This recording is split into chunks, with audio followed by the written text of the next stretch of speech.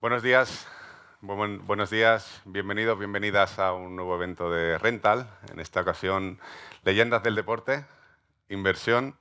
Vamos a hablar de deporte, vamos a hablar de inversión, vamos a hablar de tecnología. Pero antes de meternos en el tema, quiero presentaros a John Fatelevich, socio y advisor de Rental, que nos va a dirigir unas palabras antes de empezar nuestro evento. John.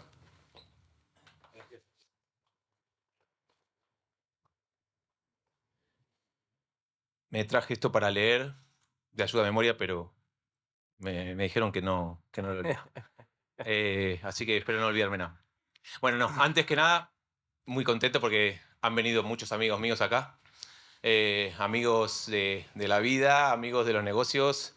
Y la verdad que da gusto haber creado todo este valor, porque al final estos amigos son valor eh, en estos años que llevo en España, aunque algunos son amigos míos desde Argentina.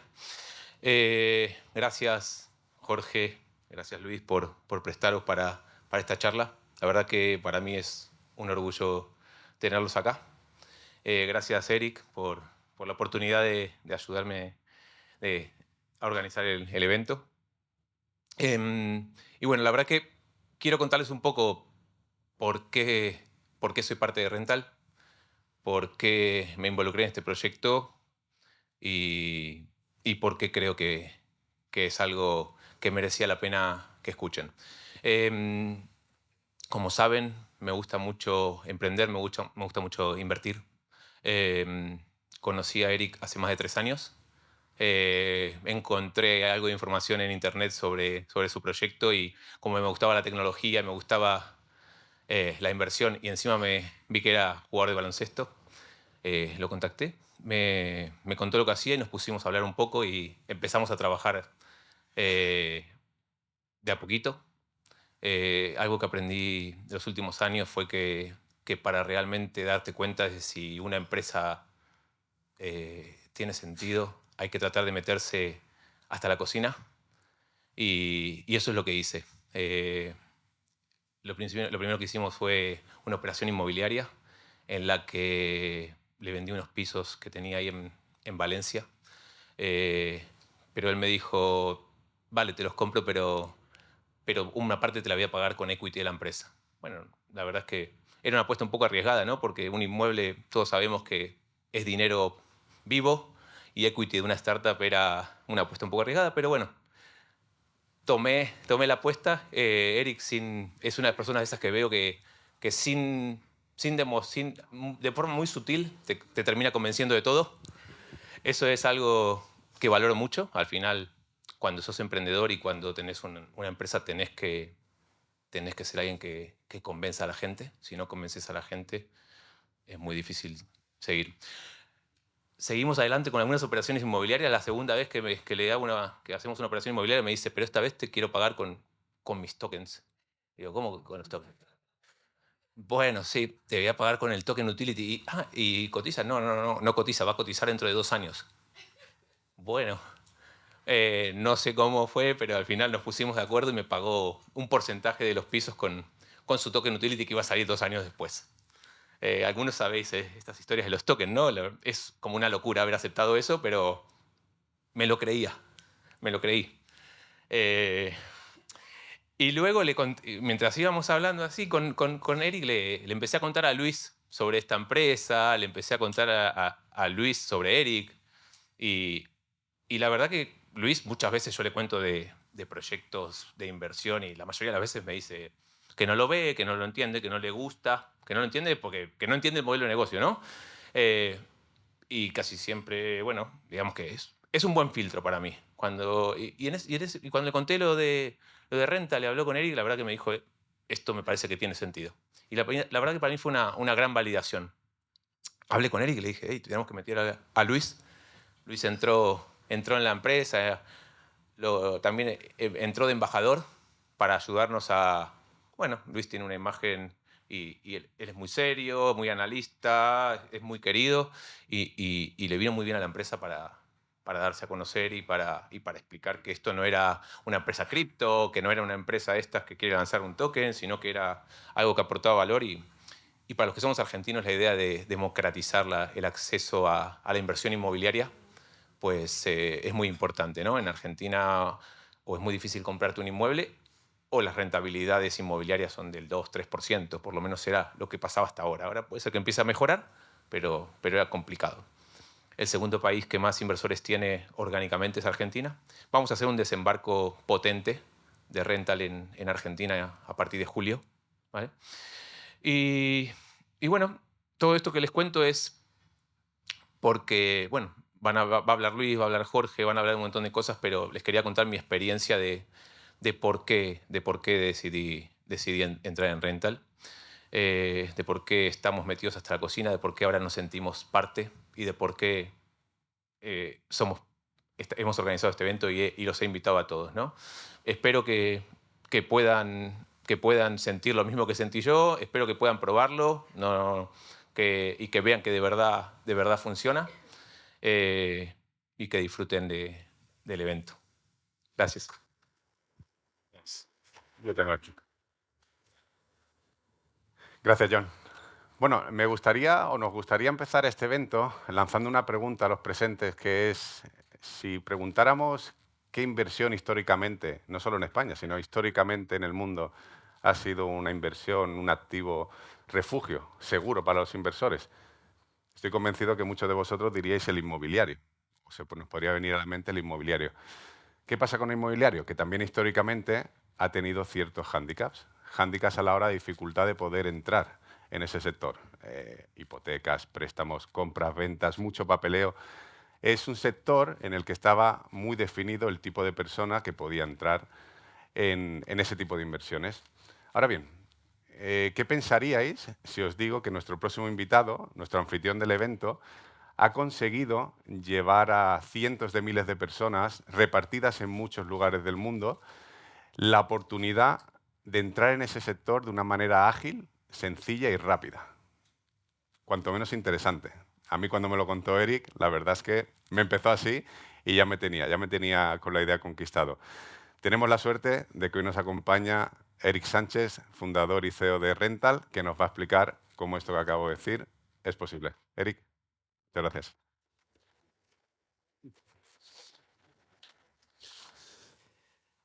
Bueno, muchas gracias a todos por estar aquí, por compartir esta mañana con nosotros. Gracias principalmente a Jorge y a Luis. Paso a la de atrás porque cuando pusieron este título a mí me daba vergüenza estar en la misma foto, con lo de leyenda, ¿no? Digo, yo también me he dedicado, he sido jugador de baloncesto profesional, pero digamos que no lo he llevado a la excelencia como Luis y Jorge que tenemos aquí presentes. Así que bueno, gracias por venir y ahora conoceremos un poquito más, ¿no? sobre ellos. Gracias, John, por las palabras, porque la realidad es que siempre intento conseguir sutilmente lo que quiero, pero siempre lo intento con aquello que de verdad quiero. Y con John, en este caso, parecía que era una mera transacción de unos inmuebles, pero cuando yo ofrezco equity no es porque me salga más barato, sino porque digo, yo quiero a este tío al lado mía durante el resto del camino de rental. Y bueno, creo que lo hemos conseguido, ¿no? Y estamos en esta parte del camino 3 años después y aquí estamos haciendo cosas juntos, así que muchas gracias por apostar en esa etapa tan temprana y sobre todo porque ahora ya somos amigos y disfrutamos, ¿no? Haciendo esto juntos. Gracias, Sergio, también, porque Sergio fue compañero mío cuando jugábamos al baloncesto. Era el otro base, yo jugaba de base. Era que jugaba más minutos, o sea que encima me quitaba ahí el tío puesto. Pero la realidad es que compartimos equipo varios años, competíamos todos los días, pero éramos muy buenos amigos. Creo que eso es una de las cosas del deporte, ¿no? De llevar la competición. Sabíamos que competíamos, pero a la vez éramos compañeros. Y 15 años después, pues hemos reactivado nuestra amistad, que nunca se perdió, pero se perdió el contacto y ahora estamos en este otro sector, ¿no? Y bueno, después de agradecimiento, el objetivo de hoy, primero, como decía, es conocer como personas que han llevado a la excelencia su profesión, que era el baloncesto.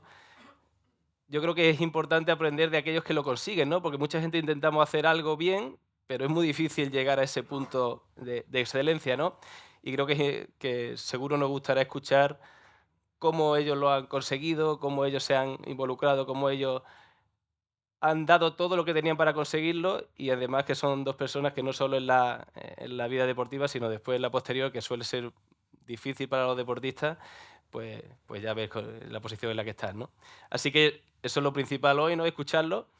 Después que nos conozcamos todos, hay muchos amigos míos, muchos amigos de John, que la verdad que es gente muy interesante, que creo que es interesante que nos conozcamos.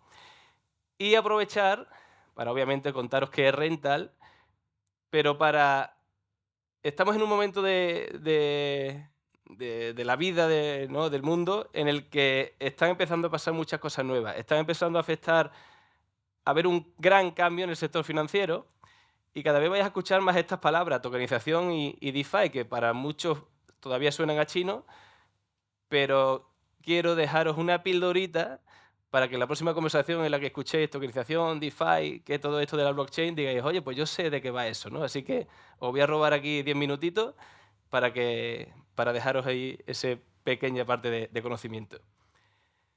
Empezamos. ¿Qué es la tokenización? Bueno, la tokenización no es más que la división de algo en participaciones. Estas participaciones, en este caso, son tokens. ¿Cuál es la ventaja de eso? Que un token es digital. Al ser digital, es muy fácilmente adquirible, es muy fácilmente vendible, es muy fácil operar con él. Es sencillo, es simplemente fraccionalización del producto que sea. Ponemos un ejemplo muy sencillo. La ficha de un casino es una tokenización. En un casino, una ficha no es una pieza de plástico, es algo que le da un valor. Puede ser 5 euros, 10 euros, dependiendo del color. ¿Por qué se hace? Porque es más fácil operar dentro del casino con esa ficha. La tokenización es algo similar. Tú puedes representar con un token lo que quieras. Puedes representar una participación en un cuadro, puedes representar una participación en un inmueble, puedes representar una participación en un préstamo. La ventaja es que al representarlo mediante un token digital, pues lo que os decía, es muy fácilmente operar con él, ¿no? Puedes comprarlo desde cualquier parte del mundo, puedes venderlo, puedes ponerlo de garantía. Bueno, digamos que conviertes cualquier cosa en un producto financiero. ¿De dónde viene todo esto? Pues aquí os muestro la típica imagen de Bitcoin, que la mayoría de las personas pensamos que esto viene para especular, para hacer las criptomonedas, ¿no? E inversión, pero hay mucho más detrás de ello. El Bitcoin nació para que se pudiesen hacer transferencias entre dos personas desde una parte del mundo a otra sin necesidad de intermediario. Para eso nació Bitcoin. Algo que parece tan sencillo no es tan fácil de hacer. Si queremos hacer una transferencia hoy a Argentina, no será barata y posiblemente no llegue en el día. Pero es que si lo hacemos un viernes, quizás no llegue hasta el martes. Es decir, que las transferencias internacionales pues, no son sencillas y aparte siempre hace falta un intermediario. Bitcoin nace exclusivamente para esa conexión peer-to-peer. Y es una gran disrupción, mucho más de lo que pensamos. ¿Cuál es la evolución de Bitcoin? La evolución es cuando en esa base de datos en la que te dice A manda $10 a B en otra parte del mundo, eso es lo que queda en la base de datos, pues ahora se puede programar. Y a partir de que se puede programar, meto otra palabreja, los smart contracts, a partir de ahí es cuando nacen lo que se llama la DeFi, ¿no? Finanzas descentralizadas. Y esto significa que ahora puedes hacer préstamos entre dos personas, puedes intercambiar una moneda por otra entre dos personas sin necesidad de intermediario, puedes hacer depósito, puedes hacer derivado, puedes ser custodio de tu dinero, porque a día de hoy el custodio es el banco. Con esta nueva economía tú puedes ser el único que tiene acceso a tus activos. En definitiva, es hacer la banca sin bancos. Con esto nace blockchain, todo esto que escucháis, y esto es lo que va a suponer un gran cambio en las finanzas. No nos equivoquemos, no vamos a hacer la banca sin bancos. Los bancos no van a desaparecer, pero estamos dando una alternativa. Se está dando una alternativa para personas. Hay miles de millones de personas en el mundo desbancarizadas, que esto le puede hacer mejorar su vida, pero aparte crean más competitividad. Cuando crean más competitividad, la banca está obligada a mejorar y a dar mejor servicio, ¿no? Al final la banca obviamente usará, y de eso ya está usando esta tecnología. ¿Cómo aplicamos nosotros la tokenización y DeFi, estas dos palabras que quería que hoy entendierais un poquito más sobre ellas. Pues lo aplicamos en la tokenización, en adquirir un bien tokenizado. No es más que dividir un inmueble o la inversión en ese inmueble en participaciones en token para que cada uno pueda coger la participación que quiera, $100, $1.000 o $10.000, dividido en token de $100 o de 100 euros. Aquí es un punto importante y es que cuando la tecnología mejora algo, termina sentándose. Es cuestión de tiempo, pero no hay nada que lo frene. Y en este caso, en el sector financiero, suele ser más difícil porque es un sector que se protege más, pero ya está llegando. Con ese uso de tecnología, ¿qué queremos conseguir? Que cualquier persona tenga acceso a la inversión inmobiliaria. ¿Qué mejoras? Mejoras la accesibilidad. Puedes invertir la cantidad que quieras, pero además puedes diversificar lo que quieras. No solo es porque bajes el ticket mínimo, sino que porque con $30.000 puedes invertir en 30 inmuebles, puedes diversificar. Te lo ponen fácil. Tú inviertes en algo en el que no te haces cargo, que está al otro lado del mundo, que maximiza tus rentas, porque necesariamente el inmobiliario no es el más rentable allí donde vives, pues si te lo ponen fácil y puedes invertir en cualquier sitio del mundo, pues mejor rendimiento, ¿no? Y sobre todo, el aplicarle la tecnología te da ventajas que no existían hasta ahora. La ventaja de la liquidez. El sector inmobiliario es tradicionalmente ilíquido. Al dividirlo en participaciones, esas participaciones se venden con un clic. Por lo tanto, te trae liquidez a una inversión en inmueble. Pero es que además te lo hace más rentable, porque ya haces uso de eso que hemos llamado finanzas descentralizadas, te permite reinvertir cada mes, te permite poner tu token de garantía para pedir un préstamo sin intermediario. Hay otro usuario que te lo presta y tú con ese dinero puedes reinvertir, te puedes apalancar. Esto sin necesidad, esto sí es un cambio radical a cómo entendemos que alguien nos dé un préstamo, ¿no? Que normalmente es un banco que coge el dinero que tenemos en depósito y lo deja y ellos se llevan el diferencial. Esta tecnología va a permitir que entre dos pares, sin conocerse en cualquier otra parte del mundo, uno sea el prestatario y otro sea el prestamista. Trae finanzas a cualquier bolsillo. El objetivo, que invertir, reinvertir, desinvertir sea con un clic, ¿no? Aquí un chascarrillo a Amazon, ¿no? Cómo ha conseguido que casi sin darnos cuenta ya hayamos comprado un producto, ¿no? Con deslizar la mano ya hemos comprado. A partir de ahora, invertir en inmobiliario va a ser algo similar. Nosotros empezamos hace 3 años, cuando tokenizar era aún más complejo que ahora, porque todavía no era maduro ni la tecnología ni la regulación, y hemos conseguido una muy buena atracción, ¿no? Por ello hicimos el primer co-living tokenizado del mundo, el mayor proyecto tokenizado de España, que además hicimos con John en Valencia, la primera tokenización en México, en Tulum, la primera tokenización en Key Biscayne, en Miami.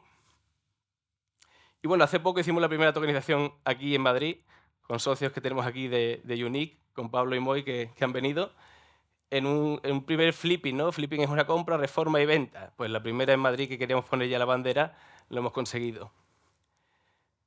El resumen de estos 3 años, hemos tokenizado por valor de 46 millones, tenemos más de 16.000 usuarios de 80 países, tenemos proyectos en República Dominicana, en España, en Estados Unidos y en México. Para mí el mayor hito, sin duda, es que tenemos inversores de 80 países. Esto es lo que trae esta tecnología. Es una inclusión financiera sin igual, que no hemos visto hasta ahora. Y estamos solo en la etapa inicial. Ahora cualquier persona, independientemente de donde viva, puede invertir en Miami o en Madrid o en Málaga. ¿Cómo ha cambiado la narrativa? Venimos de hace 3 años cuando nadie entendía que esto fuese un factor diferencial. Se hablaba solo de las criptomonedas como algo negativo, pero ya los grandes bancos están tokenizando, hablan de cómo va a cambiar la industria. BlackRock, el mayor fondo del mundo, ha tokenizado ya su fondo y lo ha tokenizado exclusivamente para ser más eficiente. Es decir, ni siquiera le ha dado acceso a cualquier inversor retail, sigue teniendo un ticket mínimo creo que de 5 millones, es decir, que no está al alcance de cualquiera, pero lo ha hecho más eficiente y lo ha hecho más líquido. Solo para eso le vale la tokenización. En nuestro caso, sirve para eso, pero es que sirve para hacérselo llegar a personas que hasta ahora no estaban en disposición de tener acceso a ese tipo de producto. Eso es lo que de verdad va a crear un mayor impacto y una mayor inclusión financiera. ¿En qué etapa estamos? venimos de la parte de innovación, ¿no? Solo lo usaban ese pequeño porcentaje de personas que le gusta adentrarse en la tecnología. Estamos pasando por la etapa de early adopters y vamos a la early majority. Ahora es cuando hay que estar preparado porque va a pegar ese cambio, esa exposición a un mundo en el que todo el mundo va a poder usar esto, y Rental se ha situado en una posición muy buena porque hemos llegado pronto, porque tenemos tracción y porque tenemos la ambición, ¿no?, de hacerlo. Tenemos la oportunidad de impactar y de trascender en la vida de miles, incluso millones de personas, a darle acceso a un producto que hasta ahora no tenían acceso, a ayudarle a mejorar sus finanzas, y ayudando mejorando sus finanzas, obviamente, pues mejorarán su vida. Así que espero que con esta pequeña charla DeFi y tokenización sean unas palabras que ya podamos entender, y en una charla con cualquiera digamos, oye, yo sé de qué va eso. Y ahora pues es un honor compartir mesa con Luis y Jorge y compartir nuestras impresiones. Muchas gracias.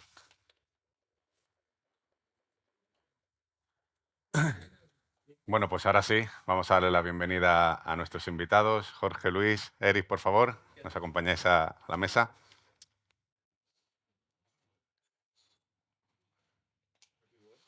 Yo creo que ahí y aquí.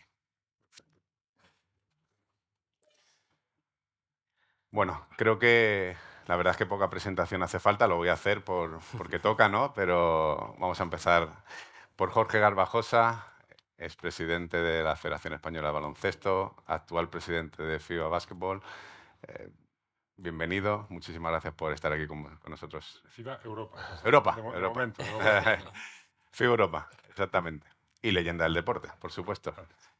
Luis Escola, también leyenda del deporte, exjugador con infinidad de títulos a sus espaldas y actual presidente y CEO de Varese. Bienvenido, muchas gracias. Muchas gracias por estar aquí. Y Eric, leyenda para mí como amigo, sabes que... No, es jugador, pionero, como veis, en el mundo de la tokenización, pero CEO y fundador de Rental. Bienvenido también, gracias por estar aquí. Gracias a ti, sí. Me gustaría empezar esta mesa, yo creo que por poner un poco en contexto de lo que tenemos en común, lo que tenéis en común los tres, que es lo que diferencia un poco al deportista. Que yo creo que en el mundo de las inversiones hay un detalle muy importante, que es que la mayoría de deportistas a una edad muy temprana empiezan a acumular una cantidad importante de dinero. Pero una cantidad importante de dinero sin la madurez y sin el conocimiento necesario a la hora de poder gestionar ese patrimonio o ese montante económico que le entra. Y me gustaría empezar por Jorge, mirando un poco atrás y preguntarte cómo te ves, ¿no? Si echas la vista atrás en esos primeros años donde tú ya empezás a tener contratos profesionales, ¿cómo te veías en ese aspecto? ¿Eras un jugador que era inquieto, le preocupaba, te dejabas asesorar o estabas muy centrado en el mundo del deporte? No, bueno, primero, muy buenos días a todos. Gracias, John, Eric, con alguien que... mucha gente que admiro, pero permitirme que focalice en Luis, que es alguien que es de los que te han ayudado a ser mejor, porque te llevaban tan al límite la competitividad que sabías que contra Luis podías ganar o podías perder, pero que seguro ibas a ser mejor jugador después, y para mí es un honor seguir compartiendo vida. Dicho esto, cuando te inicias en el mundo del baloncesto, es un choque muy, muy complicado a nivel mental, al margen de lo que es la cancha, como tú tienes tu vida profesional y tu vida continúa en un continuo proceso de aprendizaje. ¿Qué ocurre? Cuando llegas a tener una cierta contrato, empiezas a tener una cierta capacidad económica, hay dos mundos que chocan. Uno es el de tu actividad profesional, que se empeña, con lo bueno y con lo malo, en introducirte en una burbuja, en que seas casi un aislado de la sociedad real y que solo te preocupes de entrenar, de descansar, de comer bien y de jugar, y si puede ser ganar. Y un mundo en paralelo exterior que ve oportunidades en ti y que se empeña en sacarte de esa burbuja. Entonces, el choque, a mí al menos, y por otros compañeros creo que les ha ocurrido parecido, es muy complicado de gestionar. Todo esto no hablamos con una persona de 40 o 50 o 60 años, una persona de 22, 23 años, normalmente además fuera de tu país, expuesto a influencias muy, muy buenas e influencias muy, muy negativas. Y a la vez el club te aísla de la sociedad. Entonces, encontrar un equilibrio entre tu profesionalidad, lo que tu empleador demanda, y a la vez tu vida tiene que continuar, es complicado. Yo me he equivocado mucho, me he equivocado mucho, pero he aprendido más. A nivel, hablo de, no solo en mi trabajo de jugador de baloncesto, sino a nivel de como ser parte de la sociedad a nivel económico, a nivel inversor, a nivel...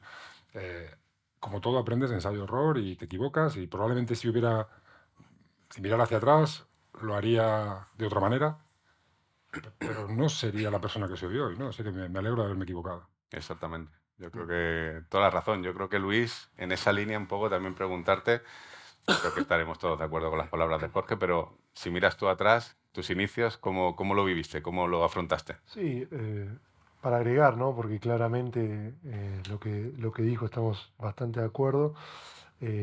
Una reflexión, digamos, general. El deportista, a pesar de que ser deportista profesional tiene un montón de cosas increíbles, muchísimas. Yo si pudiera volver a ser deportista profesional, lo volvería a hacer sin dudar. Pero está como torcido, ¿no? Porque, por ejemplo, agarramos un doctor o un abogado con 18 años, vas a la universidad, incluso muchos ni siquiera saben que quieren ser abogados o doctores, estudian, hacen todas sus cosas de la juventud, tienen una imagen muchísimo peor, se expresan muchísimo peor, después se van educando, van creciendo, comienzan a trabajar, crecen, quizás tienen un puesto testimonial al principio, después van creciendo. Cuando llegan a ser socio o doctor o cirujano, pasaron 15 años. Y ahí llega el foco, llega el dinero, llegan los contratos, llegan las oportunidades, llegan las decisiones, llegan las cosas importantes después de 15 años de preparación. Cuando agarramos, por ejemplo, el deporte, es lo opuesto. Primero llega todo eso y después haces toda tu carrera y cuando estás mental y madurativamente preparado para absorber todo eso, ya se fue. Y terminó la carrera, terminó el foco, terminó, en el peor de los casos, el dinero, la toma de decisiones y demás, y eso genera desafíos, ¿no? Algunos jugadores, porque tienen mejor preparación o porque son más inteligentes o porque le fue muy bien, tienen la posibilidad de seguir adelante y tener muy buenas vidas después del deporte. Y hay otros que la pasan mal y que nunca terminan de reponerse. Entonces es un poco el desafío, es un poco también lo que los exjugadores como nosotros, desde nuestros lugares, Jorge en la parte más política deportiva, nosotros más desde los clubes, desde cualquier lugar en el que vos estés, cómo nosotros podemos ayudar a que el deportista un poco navegue esta naturaleza de la industria que hay, ¿no? Que es la que es. Dentro de un montón de cosas buenas está esto. ¿Cómo podemos hacer para ayudar a los jugadores a que tengan mejores decisiones, a que puedan prepararse, a que puedan anticiparse a todo lo que viene después? Es una pequeña reflexión general. En mi caso particular, es un poco lo que dice él, ¿no? Vos estás jugando, te está yendo bien. Es una buena carrera, jugás en la NBA, jugás en la selección, lo que sea que te toque. Es difícil decir, ok, voy a sacar 3 horas del día para pensar en el futuro. O sea, digamos, eficientemente, lo mejor, lo que más te conviene es poner el 100% de tu energía y tu tiempo en eso, porque te está dando mucho. Entonces es un poco esta cosa, es decir, prepárate para lo demás, pero para prepararme lo demás me saca la oportunidad de materializar y capitalizar esto que tengo, que es increíble, que probablemente nunca puede igualar este tipo de potencial que tengo adentro de la cancha como jugador a nivel logros, a nivel exposición, a nivel económico, a todos los niveles, no voy a poder generar eso en otro lugar, entonces es difícil pensar que alguien va a sacar energía o que tenga que sacar energía para prepararse porque el día de mañana no va a tener ese potencial. Entonces, cuando sos más joven es mucho más difícil. Después pasa que, como todos, empiezas a envejecer, empiezas a jugar peor, empiezan a venir peores oportunidades y ya estás viendo una historia, ¿no? Que te están contando que el final está llegando. Y ahí empezás a tomar las cosas desde otro lugar, porque ya tu potencial del deporte bajó y ya estás entrando definitivamente en una segunda parte de tu vida y se hace mucho más evidente. En mi caso fue así. Al principio era poco el tiempo que dedicaba a cualquier cosa que no sea de básquet. Después con el tiempo, bueno, cada vez un poquito más y ya para el final bastante, porque ya era evidente, ¿no? Esto se acaba. Queda 1, 2, 3 años, pero se acaba y ya no es tan increíble como era 10 años atrás. Ya es el final. Y es un poco esa la curva que creo yo que viven todos los jugadores, algunos un poco más pronunciada, otros un poco menos, pero más o menos es esa. Algunos jugadores tienen la suerte de jugar muchísimo y otros que por ahí a los 28, 29 empiezan ya en ese periodo, ¿no? Que crea otro set de problemas muy grande, que es que con 28, 29 años te estás, digamos, llegando a un punto en el cual ya no servís para tu vocación. y genera un montón de otros desafíos también, ¿no? Otros tuvimos la suerte de jugar un poco más y ya pasa más naturalmente.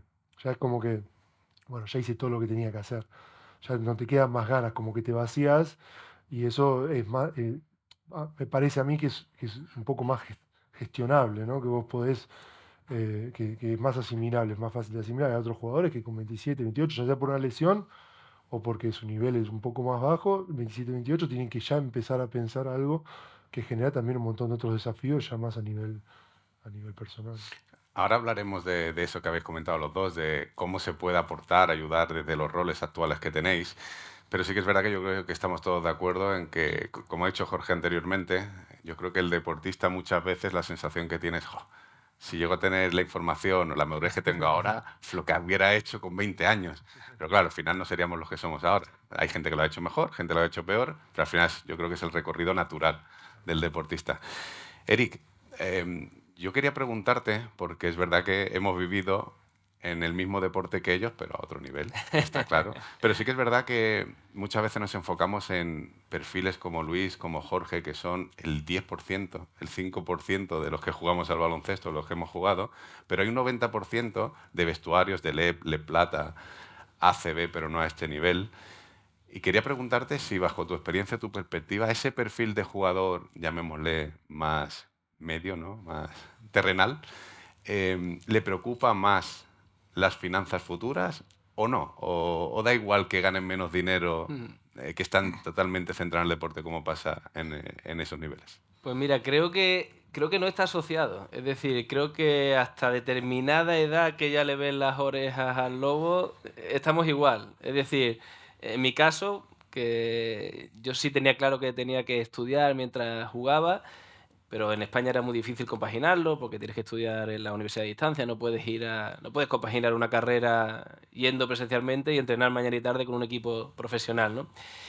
Tenía claro que lo quería hacer, pero aún así, echando la vista atrás, no era mi foco. Es decir, yo iba, me hacía unas asignaturas, pero mi foco era 100% el deporte. Miraba la retirada como si fuese un siglo después, ¿no? Y después no llega muy pronto. Y también es verdad que porque si no lo haces, no estás ahí.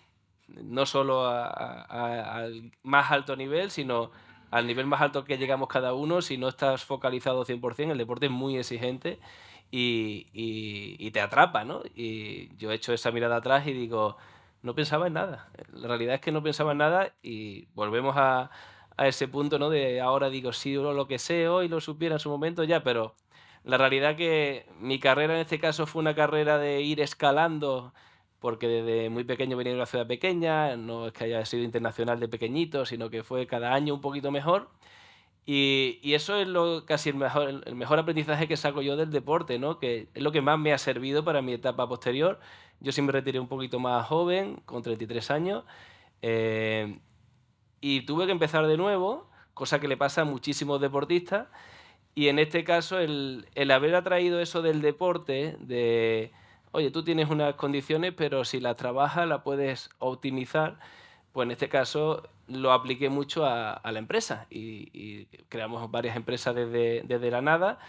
Y yo creo que todo eso se lo debo al deporte y a la carrera que hice, sea buena, sea mala, pero ese continuo exigencia de optimizar lo máximo que yo tenía, porque al final yo siempre digo que yo también entrené para ir a la NBA, pero no llegué porque no tenía ni las condiciones ni el talento.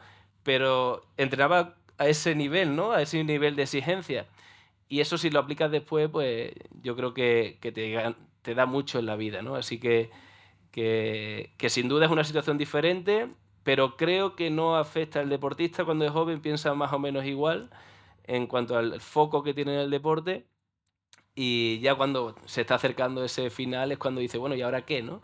El problema cuando este jugador de un perfil más bajo es que no suele tener tantos recursos a su disposición, no tiene un colchón, bueno, es un poquito más complejo, ¿no? Pero bueno, para eso también intentamos que ahora hablaremos, echarles una mano, ¿no? Desde la posición actual. Ujú. Jorge, es verdad que en tu época, en tu etapa de presidente de la federación, estás muy en contacto, pues, con los jugadores del primer equipo, de la selección absoluta, jugadoras del primer equipo, pero también con toda la base, ¿no?, que tenía la federación. Ahora no sé si como presidente de FIBA Europa también llegas a ese nivel o no, Pero quería preguntarte si desde esos roles tu perspectiva es que las nuevas generaciones están más concienciados con esto que estamos hablando o no, o siguen en la misma línea que años atrás. Mi percepción es que están bastante más concienciados, ¿no? Luego también lo decía un poco Eric. A mí me sorprenden jugadores de nuestra época, más jóvenes, pero de esta generación, no la generación nueva o las generaciones nuevas, que están a punto de la retirada con una edad que ya tocaría haberse incluso retirado ya y te preguntan, oye, que estoy pensando ahora que qué voy a hacer después. Y dices, lo estás pensando ahora. No digo que lo pienses como decir con 23 años, pero con 30 toca. Y te sorprende un poquito. Yo creo que las nuevas generaciones están más, ah, son más previsoras. Me explico. Eh, Dices tú de bajarte hasta no solo hablar con la selección española, sino bajarte a la Les Plata y bajarte a la EVA hablar. Yo, cuando me presento a las elecciones en la primera vez en la Federación Española, yo recuerdo reuniones interminables con jugadoras de Liga Femenina 2, con jugadores, porque yo necesitaba entenderlos. Tú puedes querer ser presidente porque mola ser presidente o porque crees que puedes mejorar algo. A mí lo primero, yo mi ego lo traigo lleno de casa, no lo necesito, gracias a Dios. Lo segundo, sí me apetecía. Y para saberlo tienes que tener un conocimiento brutal. Lo que te encuentras es gente que lo que te está pidiendo, no te está pidiendo que les des nada, te está pidiendo que les des unas herramientas para ellos poder desarrollarse. Por ejemplo, yo estoy muy orgulloso de algo que me he encontrado en FIBA Europa y que vamos a potenciar. Son dos programas. Uno es el Time Out. El Time Out es para deportistas recién retirados que tienen una formación universitaria muy aplicada al deporte para que puedan continuar con sus carreras relacionadas con el deporte en gestión, porque además se les necesita. El Will Lead para mujeres. En mujeres el liderazgo de organizaciones deportivas. No vamos a poder solucionar la vida o dar formación a los X, 2.000, 3.000 chicos o chicas que se retiran cada año. Pero primero, estás ayudando a unos pocos y segundo, estás creando una corriente, una imagen, un ejemplo para chicos que digan, hostia, yo igual no puedo licenciarme en la Universidad de Nottingham, pero aquí en casa sí puedo hacerlo.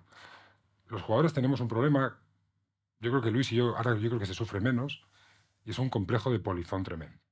Tú has jugado al baloncesto, te llevan, te traen, te enseñan, está perfecto, te pagan muy bien normalmente, genial, pero luego te dicen, que tú quieres hacer más cosas. Y juro que es cierto, y tú tienes que decir, sí, y además creo que me veo capaz, voy a probar. Entonces muchas veces yo lo sufrí, y ahí tienes que tirar de personalidad, a decir, bueno, a este le han puesto, a este es un monigote, este es una marioneta, ¿qué pinta este aquí? Y por muy fuerte que seas, llega un momento que dices, hostia, pero ¿yo por qué tengo que luchar contra esta serie de prejuicios? Es porque el jugador estaba considerado, como decíamos antes, tú juega, no molestes mucho, sé disciplinado, mete la canastita y te vamos a pagar bien. Ahora eso se ha roto. Y yo creo que eso hace que, por ejemplo, como de Luis, que para mí es un emprendedor de manual en el sector deportivo, porque no solo es un club, es un concepto de lo que debe ser una entidad deportiva, de repente hay un chico que dice, bueno, yo no sé si tengo las mismas posibilidades o los mismos recursos que Luis, pero lo puedo hacer. Entonces creo que ese complejo de polizón, ese de no te metas, ¿para qué? Si te ha ido bien, ya vive la vida y disfruta de la vida, creo que lo hemos roto los deportistas. Y creo que es de mucho valor, no porque seamos ni mejores ni peores, sí creo porque hay un mercado potencial de grandes gestores en deporte o no. Y Eric es un gran ejemplo de no directamente deporte, porque tú, a mí me dicen, bueno, si tú has jugado al baloncesto, tú esto de llevar una federación, bueno, federación internacional, que tiene que ver meter una canasta con hacer un presupuesto. Pues, pero con mucho aprendizaje, equivocándote mucho, creo que hemos demostrado que tenemos un valor. Porque igual que somos muy ignorantes en muchas cosas porque no hemos querido, no hemos podido aprender, sí, como decía Eric, esa capacidad de competir, para mí, unas elecciones se sufre, pero es lo más divertido del mundo, porque compites y es lo que más me recuerda a mi época de jugador, porque dices, tengo un rival, tengo que ganarle. De manera limpia, de manera cordial, pero yo quiero ganar. Muchas veces ganas y dices, ¿y ahora qué? Ahora toca gestionar. Y creo que esa sensación de ignorancia por un lado, y odio la palabra valores, creo que la hemos manoseado mucho, pero esa competitividad, esas ganas, esa ambición, ese incluso liderazgo a veces, creo que el deporte sí nos lo ha dado. Por eso creo que apostar por el deportista, que el deportista crea, no solo que tiene que sobrevivir después de su carrera, sino que puede incluso seguir aportando valor y puede mejorar su vida, creo que ese paso ya se ha dado. Creo que el jugador está más concienciado ahora para lo que va a pasar a los X 30, 35, 40 años que en nuestra generación probablemente. También pienso que referentes como vosotros, no sé qué opináis de esto, pero Pienso que la inseguridad, la palabra es inseguridad del deportista, por lo que acabas de decir, de que parece que durante el año, durante toda tu carrera deportiva, te hacen pensar que solo sirves para jugar al baloncesto. Metes la canasta, entrenas tal y te retiras, ¿no? Pero creo que tener ejemplos como vosotros, de donde estáis, yo creo que rompe un poco esa inseguridad del deportista de las nuevas generaciones de saber, oye, ya no solo es que hayan sido buenos jugadores de baloncesto, sino mira dónde están y los roles que están desempeñando. O sea que creo que esa parte, aparte de todo lo que, de los méritos que tenéis, yo creo que es muy, muy importante para que tengan esos referentes que lo hablamos una vez, él y yo, en nuevas generaciones a nivel empresarial.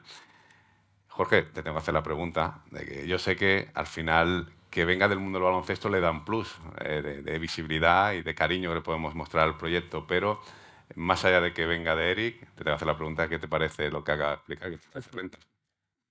Parece una pasada. Lo digo de corazón, además yo a través de John conozco el proyecto, no voy a con él y directamente.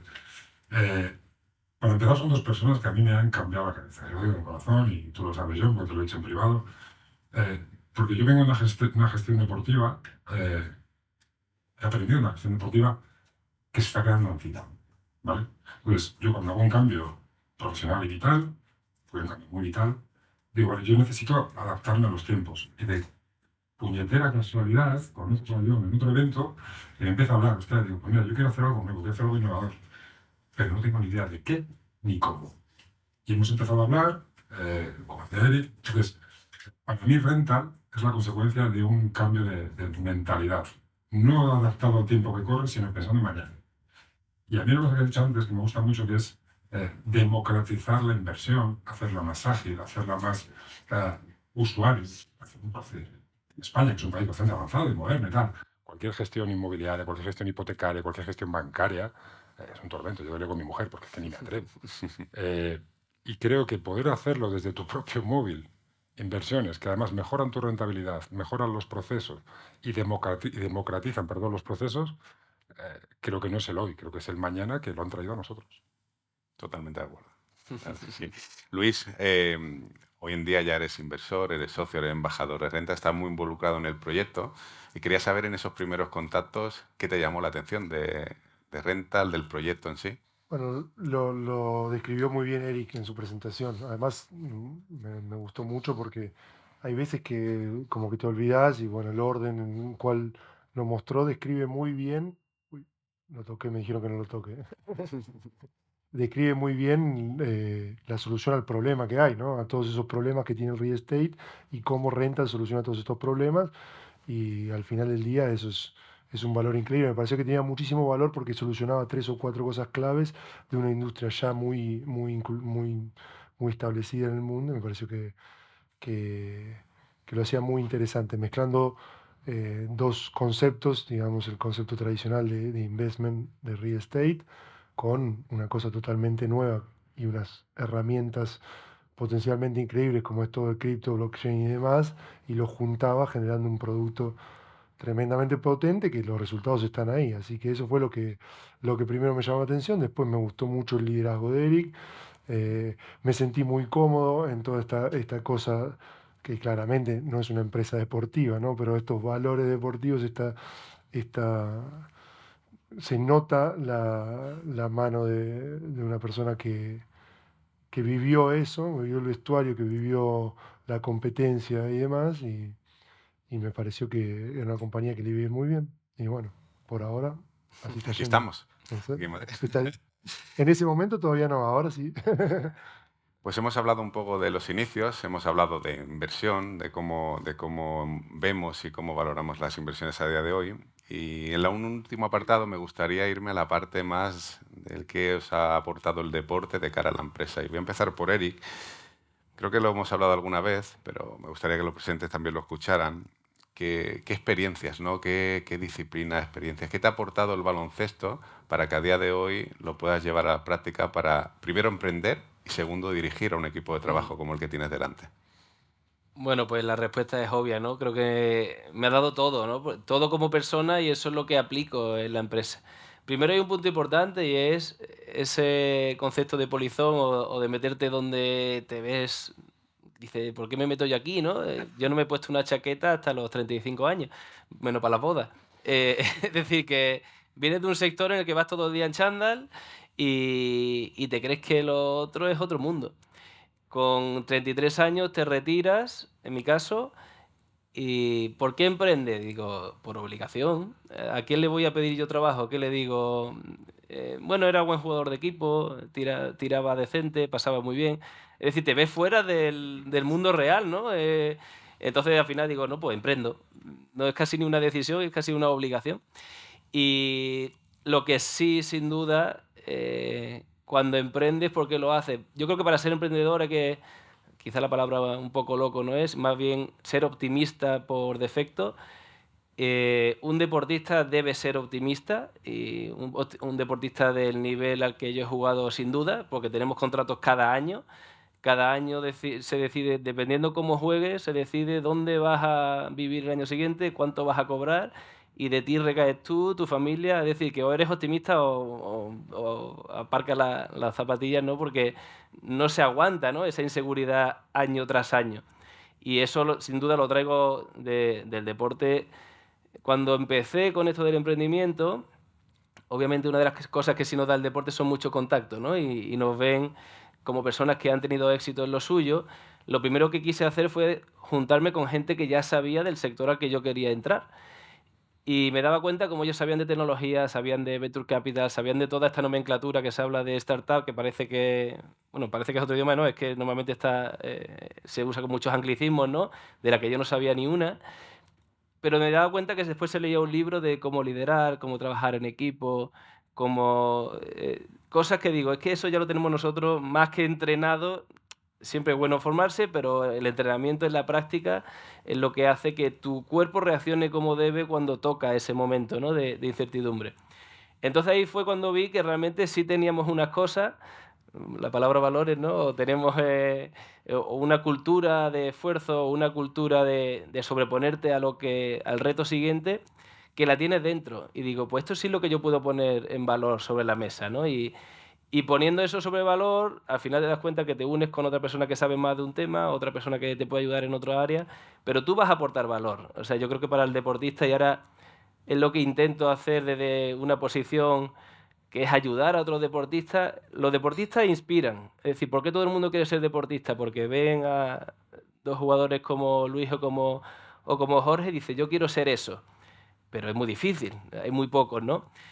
El dar el siguiente paso e inspirar por lo que haces después del deporte es lo que puede hacer que esa gente también mire más allá, ¿no? del deporte, porque al final nos basamos en ejemplos. Así que uno de los objetivos siempre es intentar mostrar a los demás que hay un ejemplo de éxito. Éxito no quiere decir ganar mucho dinero o jugar a la NBA, sino de hacer cosas bien. Y sin duda para mí es lo que me ha dado todo el deporte para lo que hoy estoy haciendo, que todavía son los inicios de todo lo que quiero hacer. Pero lo que sí me he quedado muy dentro es que si quiero ayudar a alguien es intentar ayudarlo con el ejemplo e intentar, dentro de la humildad, inspirar para que vea que hay muchas salidas, ¿no? Después del baloncesto. Yo creo que el baloncesto también muchas veces hoy está tan de moda en el mundo de las empresas que buscan perfiles con soft skills muy, muy desarrolladas. Y hay deportistas que no se dan cuenta que el baloncesto ya te dan esas habilidades. Naturalmente, no es forzado, no es aprendido, no es estudiado, te la da naturalmente. Entonces yo creo que eso también a día de hoy hay que ponerlo en valor para las nuevas generaciones que tengan esa confianza y que sois ejemplos de ello, por supuesto. Y Jorge, a mí una pregunta que tenía muchas ganas de hacerte era el tema de la... Lo hemos escuchado muchas veces, ¿no? Sobre todo en jugadores de la NBA, oye, presión es el que no llega a final de mes, no jugar delante de 20.000 personas, ¿no? Pero sí que es verdad que tanto en el deporte como en la vida, como en el mundo empresarial, como tu rol de presidente, hay que tomar decisiones. En el deporte son muy rápidas, en segundos tienes que decidir cosas, en el mundo empresarial son más estudiadas, más con equipo y tal. Y yo quería preguntarte cómo gestionas tú esa presión o esas expectativas que puedes tener ahora como presidente de FIBA Europa a como la tenías de jugador. Mira, déjame que, si me permites, que añada una cosa a lo que decía Eric, porque me parece súper interesante. Yo he sido siempre muy crítico con todo lo que me rodea, porque era la única forma de intentar entender lo que me estaba pasando, porque era muy raro. Entonces me lo he cuestionado todo siempre.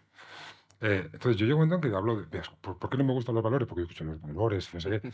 Y a ver, que yo tengo muchas miserias, y tengo mis cabreos, y tengo mis envidias, y somos seres absolutamente imperfectos. Y al final tú piénsalo, dices, yo quiero ganar más dinero, quiero que mi contrato siguiente sea mayor. Eso es ambición, eso no es el valor más tal. Quiero machacar a mi rival. Tampoco es un valor muy... Sí. Claro, y esa imagen de hombres y mujeres perfectas y puros nos ha ayudado muy poco en la transición a la siguiente, porque muchas veces las empresas o el ecosistema fuera del baloncesto nos ve como diciendo, bueno, sí, son muy majos, pelean mucho, pero chicos, no tienen ese colmillo que te exige la sociedad, ¿no? Pero analizándolo mucho y lo que decía, cuando yo de repente llego a la federación, un ejemplo muy tonto, pero creo, para mí fue muy significativo, eh, digamos que la federación cuando llegué no estaba muy allá, ¿no? Y había que echar mano de lo que fuera. Y me quedé, no tenía manos para trabajar. Y entonces yo llego a un señor que yo quería mucho y quiero mucho, le dije, me tienes que echar una mano. Decir, por 3 meses hasta que pueda fichar a alguien, encárgate de esto. Y me dijo, ese no es mi trabajo. Y me reventó la cabeza. Digo, a mí, el loco de mi entrenador en Toronto me dice un día, vas a defender que en paz descanse, vas a defender a Kobe Bryant. Dije, ha perdido la cabeza. Dice, vale, coach, ¿cómo lo hago? O sea, no se me ocurre decir, coach, yo no puedo defender. O sea, Total. y ahí es cuando dije, hostia, que eso de los valores no es como a veces se vende, pero sí, que es lo que decía Eric, lo has aprendido sin darte cuenta. No necesitas leer tu libro de liderazgo, no necesitas leer tu libro de trabajo en equipo. Es un aprendizaje que vas haciéndolo sin enterarte. Y eso sí tiene. Para mí no es un valor, pero tiene mucho valor. Y ya contesto que me enrollo. Yo no sé si a Luis y a Eric están de acuerdo. A mí jugar en un pabellón con 20.000 personas, con un rival que es mejor que tú, a mí es lo que me ponía. A mí jugar un domingo a las 12 de la mañana con un rival que sabes que vas a ganar el 99% de las veces con un pabellón vacío, creo que no bostezar en el campo ya me costaba. O sea, tú juegas por eso. A mí me encantaba, y pongo el ejemplo de Luis porque está aquí, pero hay muchos otros, me encantaba jugar con Luis, porque es que iba a ser a cuchillo. Y sé que íbamos a discutir como perros. Y sabía, como decía al principio, que yo después iba a ser mejor. Y a mí ganar un tipo que sabes que tú eres mejor, bueno, un cheque. Ganar a Luis era, hostia, ganar a Luis. Y eso es el deporte. Lo traigo a la vida de hoy. El otro día, hace poquito, tuvimos una asamblea que la situación en Europa no es una situación fácil, ¿no? Tienes que tomar decisiones, las que son. Y por otras cosas vino alguien que ha sido un gran gestor, líder en el mundo del baloncesto y en el mundo de la empresa, ex CEO de AOL, Discovery. Un tipo fantástico y me decía, Jorge, enhorabuena por la asamblea, hostia, es un placer para mí atender. Y está contando a cuánto impactan las decisiones que habéis tomado, que te han aprobado hoy en esta asamblea. O sea, a 10 millones de personas. Y haces, hostias, pues menos mal que me lo has dicho después. Porque si me lo dices antes, A eso me refiero. lo mejor es tener claro tus objetivos, tener claro tu plan, de cómo ejecutarlos. Y luego sabes que te vas a equivocar.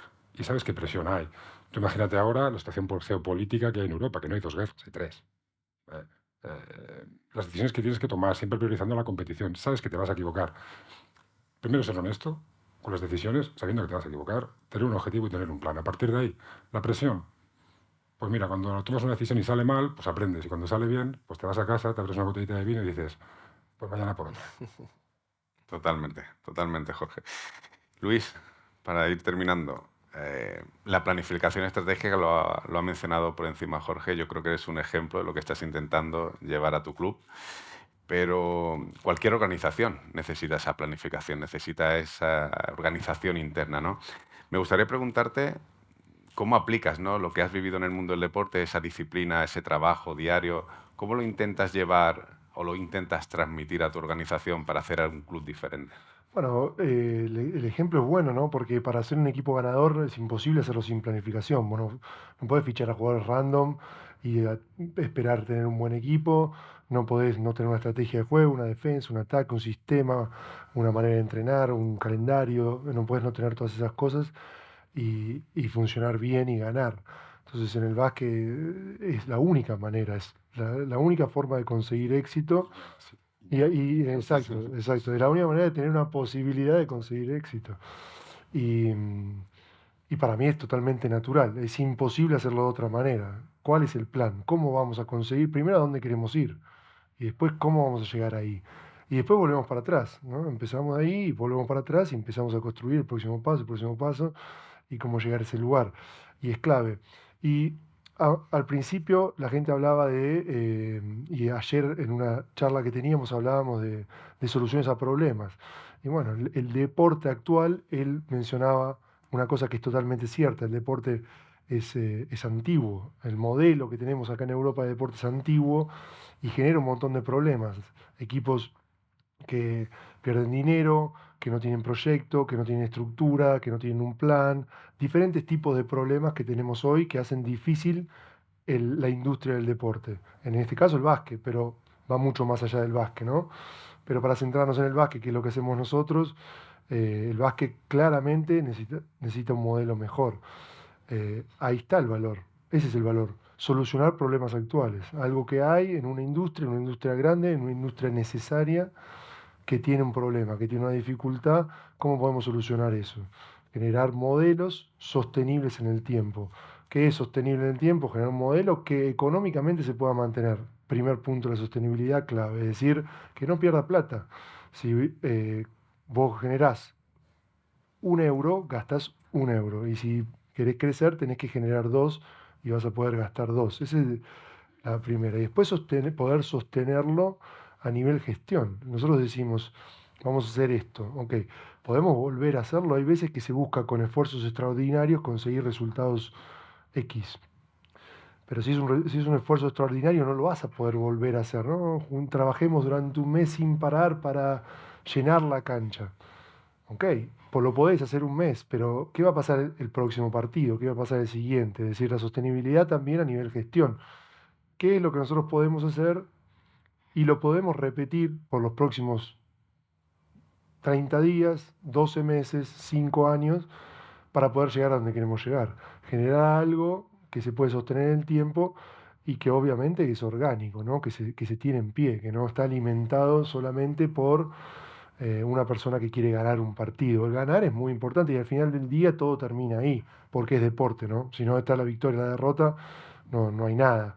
Eh, pero cómo llegar ahí y cómo generar ese valor y cómo construir el camino es muy importante. Después también hay un problema, a mi forma de ver, muy importante, que no hay unidad. Estados Unidos, volvemos a lo mismo, están mucho más avanzados en esto. Cuando vos vas, por ejemplo, a la NBA, ellos son todos uno, ¿no? Los 30 equipos son una empresa. Después los jugadores compiten, después los hinchas se pelean, después la prensa hace una guerra entre Boston y Lakers, pero eso es externo. El dueño de Boston y Los Ángeles son socios y se juntan junto con los otros 28 y deciden cómo vamos a hacer crecer este producto, esta industria, esta compañía, este proyecto, y crece como un todo, y después eso va salpicando a los demás, y después en otros niveles se genera esa competencia tan necesaria.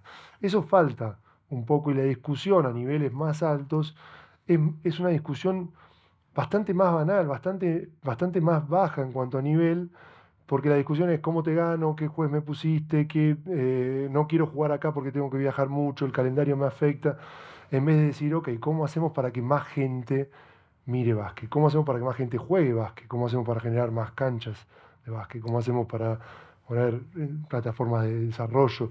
Para educar a nuestros jugadores para que tengan éxito post carrera. Todo un montón de cosas que generan un valor y que hacen crecer un producto como un todo, que después al final termina desembarcando en todas las islas del mismo producto y lo hacen crecer, pero sobre todo lo hacen sostenible. Lo hacen sostenible. Porque este tema me apasiona y he abierto 2 o 3 temas que me flipan. Cuando antes hablaba Luis y yo decía, y aún así, probablemente lo habréis visto porque ha sido una canasta muy viral que se dice ahora, ¿no? La del 3 contra 3 que nos ha metido a las chicas en los Juegos Olímpicos de España, ¿no?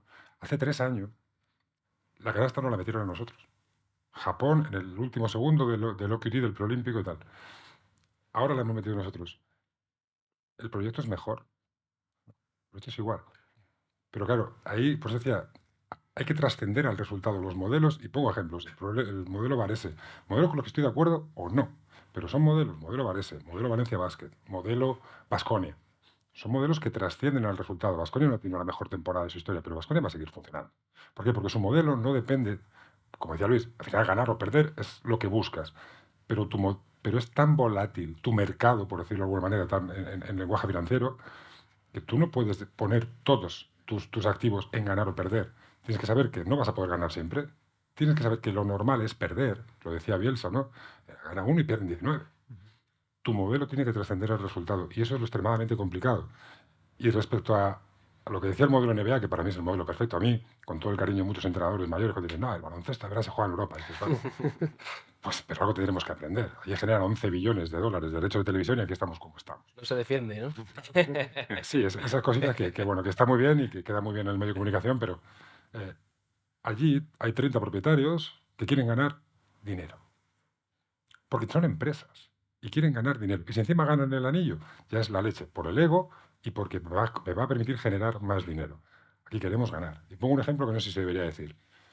En el sistema de mis cambios en la cabeza, estas locuras, yo me doy cuenta que tenemos una gran competición, que es la Euroliga femenina.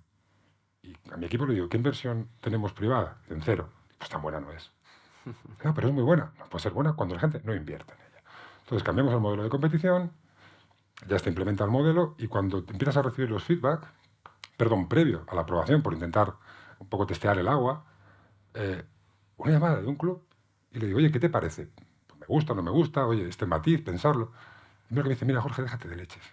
Yo lo que quiero es que este árbitro no me pite más. Y eso os lo juro por mi hija que es cierto. Digo, vale, bueno, los árbitros, aquí no se ve tan árbitros, pero bueno, tomo nota, pero ¿qué te parece el modelo? Porque me da igual, que a mí el que me está matando es este tío porque en semifinales siempre me pita mal. Claro, tú dices, ostras. Tengo trabajo por delante. Esa es la excepción. Luego hay otros que la verdad que, oye, el modelo les gusta o no les gusta, pero bueno, el tema es tener una visión a 10 años. Y 10 años sabiendo que un año va a ser bueno, un año va a ser malo, un año vas a tocar el cielo, vas a pasar 2 años malos, pero que tu convicción y tu modelo sea capaz de sobrevivir a un momento puntual que cada empresa, cada organización o cada equipo pasa. Totalmente. Me acabas de derrumbar la última pregunta que tenías. Está bien, pero no, genial, Luis, la has sacado tú, o sea, que bien. Es verdad que yo creo que los dirigentes anteriormente, yo creo que lo estáis cambiando. Yo no he tenido la suerte aún de poder trabajar en una institución deportiva o federación, pero sí que es verdad que pienso que están muy centrados estoy en un sector donde todo es muy emocional. El friquismo, ¿no? La emoción del fan. Con lo cual, si yo los tengo contentos a ellos ganando, ya me vale. Y eso se derrumbó. Y yo creo que han llegado dirigentes nuevos que han visto que, oye, que hay que transformar esa visión que tienen del resultado específico. Y quería, os la iba a hacer, pero ya está hecho, si creéis que vuestro paso por Estados Unidos, Eric, tú no a nivel deportivo, pero sí a nivel empresarial, si os cambió esa mentalidad, que ya la habéis respondido, pero si vuestro paso por Estados Unidos os cambió esa mentalidad que podéis haber trasladado aquí a Europa ahora. A ver, está claro que tienen una mentalidad más de negocio y hace que las cosas funcionen, ¿no? El ejemplo de Luis, y aparte que lo hemos compartido desde que nos conocemos, me contaba cómo quería aplicar ese modelo, ¿no? Que conoció en Houston, en los equipos que estuvo, cómo aplicarlo aquí. Es lo que hablábamos antes, necesitamos que alguien nos inspire, nos haga abrir nuestro espectro de cómo entendemos que funcionan las cosas. Aquí el deporte se entendía como lo que comentabas, unos fans que son muy fanáticos, más que en Estados Unidos, pero que no les preocupa nada más alrededor que el día del partido y la hora del partido. Y sin duda esa inspiración, pues ellos, por suerte, la están trayendo. Y yo creo que eso puede hacer que mejore mucho la competición, la sostenibilidad de la competición, que a veces queremos que un año un equipo vaya muy bien, pero resulta que a los 2 años desaparece y eso en la liga que yo he competido se ha sufrido mucho, es decir, de no pagar a los jugadores durante años, ¿no? Y en el mundo en el que yo me muevo ahora, la realidad es que también tenemos mucha esa influencia americana. La realidad es que si quieres hacer una empresa muy grande, sueles tener que irte allí, y de hecho Rental ya es una empresa americana, así que puedo decir que siempre tenemos unos allí, porque antes sigo viendo la NBA, antes me inspiraba la jugadora de la NBA, y en este sector, pues, estas son de las cosas buenas que hacen los americanos, ¿no? No todo, pero en este caso sí, la realidad es que creo que nos traen cosas que a mí en este caso me han abierto los ojos. Es decir, que las cosas se pueden conseguir, ¿no? Si eres ambicioso, si pones los medios y si pones trabajo, puedes intentar conseguirlo. Después conseguirlo o no, hay más factores, ¿no? Pero por lo menos no quedarte, creo que a veces en España tenemos una visión menos ambiciosa. Nos quedamos con un pequeño negocio, con no impactar tanto, no hacer un proyecto tan grande, y eso creo que los americanos no lo sufren, y de hecho pues nos inspiramos en eso, ¿no?